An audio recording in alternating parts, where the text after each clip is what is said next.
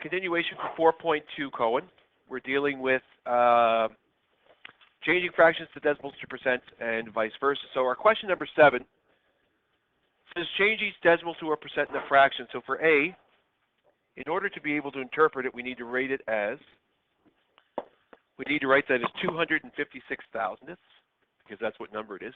And once we write that, it's easy to make our fraction. And if we're going to make a percent from it, we just make an equivalent fraction out of 100, which is 25.6. And therefore, we have 25.6% as our answer. Or if you wanted to, complicated, 25 6/10%. Or in lowest terms, 25 3/5% would also work as well. Okay. For B, we would read it as 5 10,000ths, which would be 5 over 10,000 as a fraction.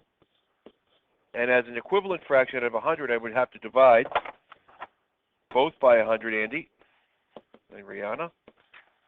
And when you divide by 100, you move your decimal twice, so you get 0.05, which means our answer is 0.05%, or 5/100th of a percent, or in lowest terms, 1/20th of a percent. And all three of those answers, as a percentage, are the exact same thing. And finally, our last one, C, 6.5, is 6 5/10,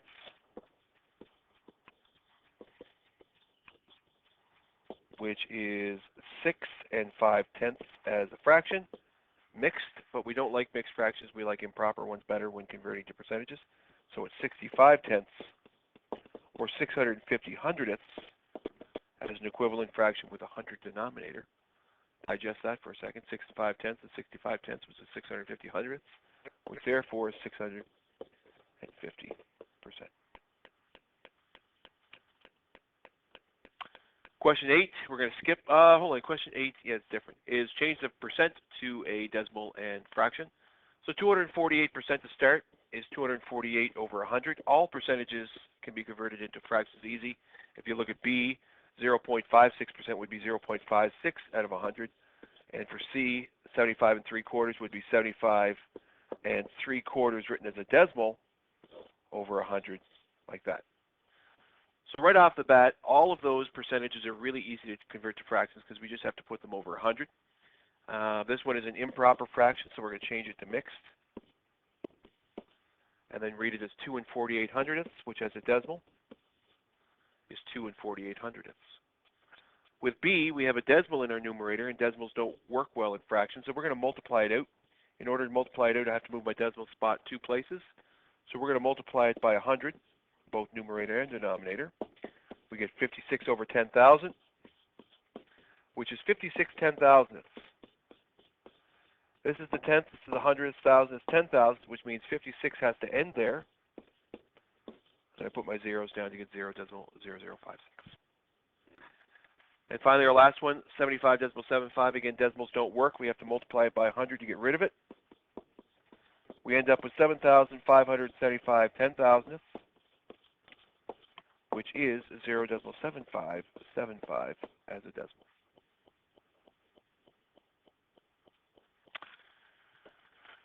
Question 9, exactly the same as 8, 5 9/10. Does anyone know what my starting point will be? I'm not going to start there, 5 9/10% written that way. What am I going to write instead? 5.9%. These are the exact same things, aren't they? 5 9/10%, 5 9/10%. We get in the habit of saying 5.9, but it's not really that. It's 5 9/10%, which means it's 5.9 over 100. Equivalent without a decimal, it's 59 over 1,000, which is 59 thousandths, or 0.059.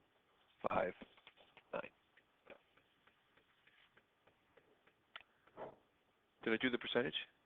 Yes, sorry, I did the percent. Question B, 550% is 550 over 100, or 5 50 hundredths, or 5.50 as a decimal. And the last one, C, 0.8% is 0.8 of 100. As an equivalent fraction without the decimal, it's 8 thousandths, which is 0.008. Question 10 gives us a chart, which I really like, and we'll use it quite a bit. It says, what's this as a fraction? So 230% right off the bat is 230 over 100, or 2 and 30 hundredths as a mixed fraction. As a decimal, 2 and 30 hundredths looks like that.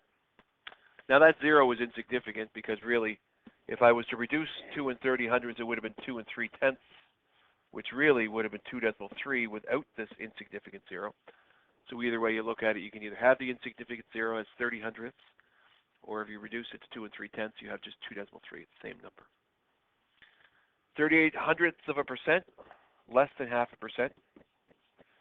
As a decimal fraction, it's that. Multiply both by 100 to get rid of the decimal. You end up with 38 over 10,000. 38 10,000ths is 0.0038. And 19.9% is 19.9 out of 100.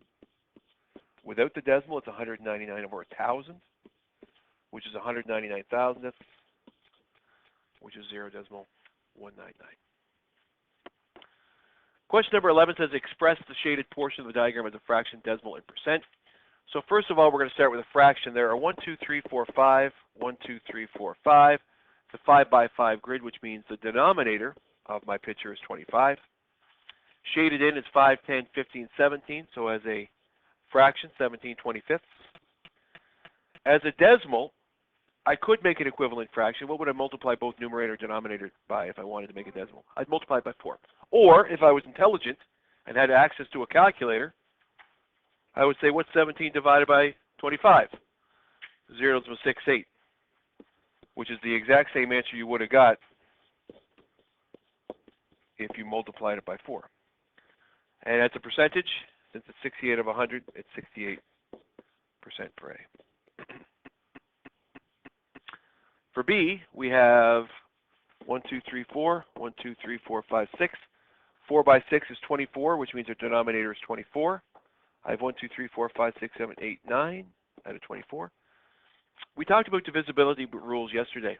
Divisibility by 2 if both numbers are even, correct? What's divisibility by 3 again? Right. So is 9 and 24 divisible by 3? 2 plus 4 is 6, right? And 9 is a multiple of 3, so it works. So both are reduced by 3 if you wanted to. Not that you have to, but in lowest terms it would be 3/8. You shade it in. As a equivalent fraction, this is interesting. Does anyone know what you multiply 8 by to get a 10, 100, or 1,000? 12.5. What if we want to get 1,000? No decimals. We don't want decimals. 125. If you multiply this by 125, you actually get 1,000, which is very useful because that equivalent fraction says 375 thousandths, which allows me to go right to my decimal. Now, what would have been an easier way for me to get to that 0.375?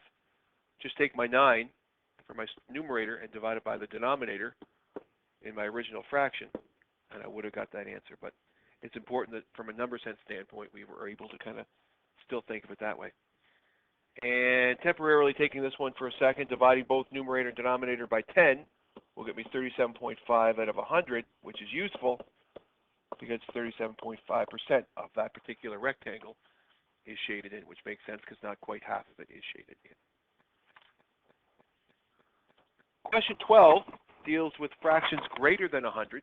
It says if one completely shaded grid represents a whole. So if this represents a whole, 1, 2, 3, 4, 5, 1, 2, 3, 4, 5, our denominator is not 50 because we see 25 here and we see 25 here. But our denominator is still 25, right?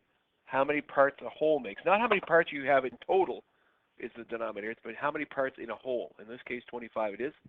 So here we have 25 over 25, and here we have 8 over 25. So altogether, we have 33 25ths, which is what that picture is showing us. We have 33 25ths, or an improper fraction. As a mixed fraction, it would be 1 and 8 25ths, which is our mixed fraction. Taking this for a second, going over here. If I want to get the percentage, what would I do to both numerator and denominator? Not divide. Multiply by 4. 66 doubled is 120. What is that? It is. It's 132, right? Is that right?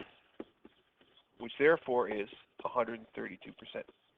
Which makes sense because you have 100% of your gas tank full, and you have a secondary tank, which is 32% full, so you have 132% of your gas tank full. More than full. You have extra.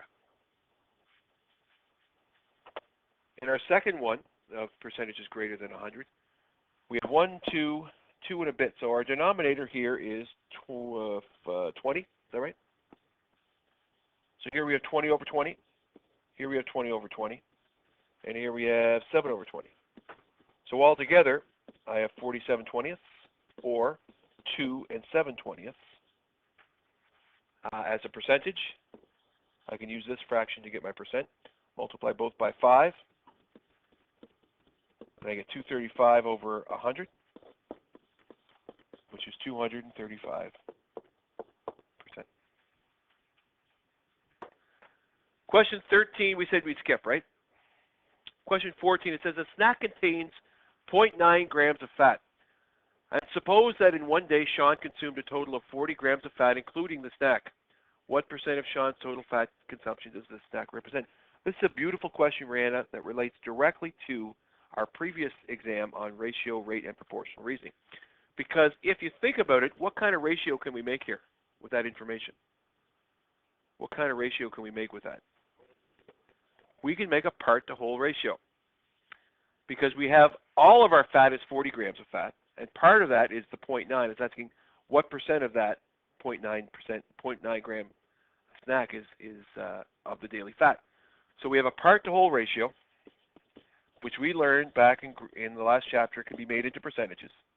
So 0.9 grams out of 40 is what we really have here as a fraction, which will be 9 out of 400 if we get rid of the decimal by multiplying by 10. What would happen here if I want to change that to a percent without grabbing a calculator? I could grab a calculator and go 9 divided by 400. It'll work. What else can I do to get a percentage? Divide both by 4. And I would get 2.25 out of 100, which means it's 2.25% of the fat, or 2.25% of the fat. Did I do that right? Yeah. So that snack accounted for 2.25% or 2.25% of its daily fat. Okay. Any questions on that? Question 15, use 100 grids to place the following numbers in ascending order. So what we're going to do here is we're going to make fractions, because we want to use hundreds grids, so we want to know what fraction of each square should we shade it. So we're going to make them all into amounts out of 100. So this will be 145 out of 100. This will be 5/8 out of 100, which looks really wacky. So I can't use 5/8 as a fraction. I'll use that as a decimal instead. And 5/8 as a decimal is 0.625 out of 100, I think. Now 1.32 is 1 32/100ths, or 132 out of, oh, that's not 132. 132 out of 100, so we'll use that one.